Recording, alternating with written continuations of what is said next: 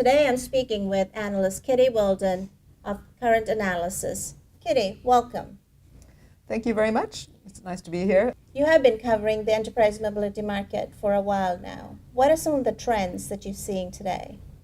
Well, the enterprise mobility market has really changed a lot since I've been covering it for almost 8 years. And 8 years ago, there really wasn't all that much going on in the market.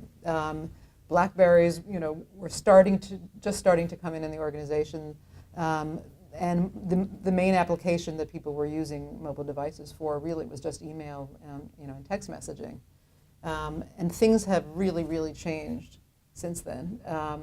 Now, smartphones are everywhere, and they're being used for a variety of mobile applications in the business. Not just to access sort of the existing data, that a company, has behind the perimeter, but really, I really see enterprise mobility as transformational now. It's changing the way companies even do business processes, and it's making existing business processes much more productive. What's confusing in the market is that there are so many different types of devices that companies can choose, and that they are, increasingly allowing their employees to bring in their own devices. So we no longer have a sort of a secure, locked-up environment where you have BlackBerries only, and you're using a very secure BlackBerry Enterprise server to control those devices. But Androids and iPhones are now very prevalent within the organization, both purchased by the company for its employees, and also as individually brought in devices.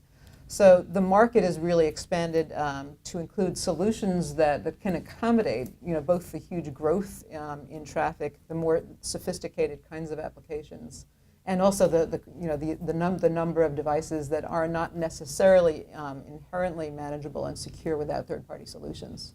Kitty, what is your opinion about this bring your own device to work trend? Well, first of all, I don't think that companies necessarily have a choice anymore, because a lot of employees are bringing in their own device without even asking for permission. As companies realize this more and more, they're starting to try to develop policies that can at least sort of rein in the kinds of things that employees are doing with those devices, or the kinds of information that the devices are accessing. And at first, at least superficially, it can save the company money.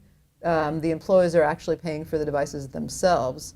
The problem, in some cases, is there are extra support costs involved.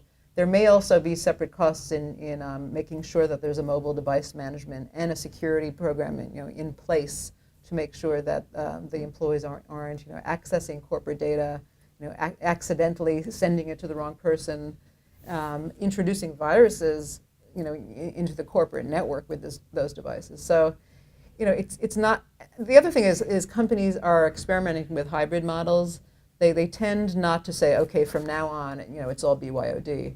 There seem to be certain roles within the organization, certain departments or employees for whom it really might make sense for them to bring their own device in, and others for whom the company still wants to keep more control of the devices. So it's I don't think it's a trend that's going away, but I think reality is starting to set in a little bit in terms of maybe even doing a total cost analysis to see whether it's really going to save the company money.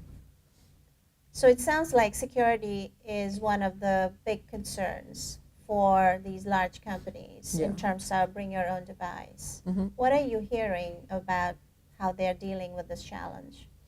Well, I mean, first of all, mobile device management has a certain amount of security built into it. So if you do use one of those solutions, there's generally encryption, there's generally VPN capabilities sort of built into an MDM platform. And there's also, if you're a large company and you have an IT security department already, you're probably already doing a lot to protect the corporate perimeter from outside breaches. So it makes sense just to extend what you're already doing for those devices to the mobile population. There's some industries where there's a lot of confidential customer information that needs to be protected, so those companies are likely to go even farther in terms of protecting information. And there's some new solutions on the market that are called dual persona solutions, which actually physically separate the personal and the business data completely. So what's interesting with that is that the employees now don't have to worry that they can't do what they want to do with their device. They can still go to any website. They can still use any application. They don't have this sort of fear that IT is hovering over them like Big Brother and seeing everything they do.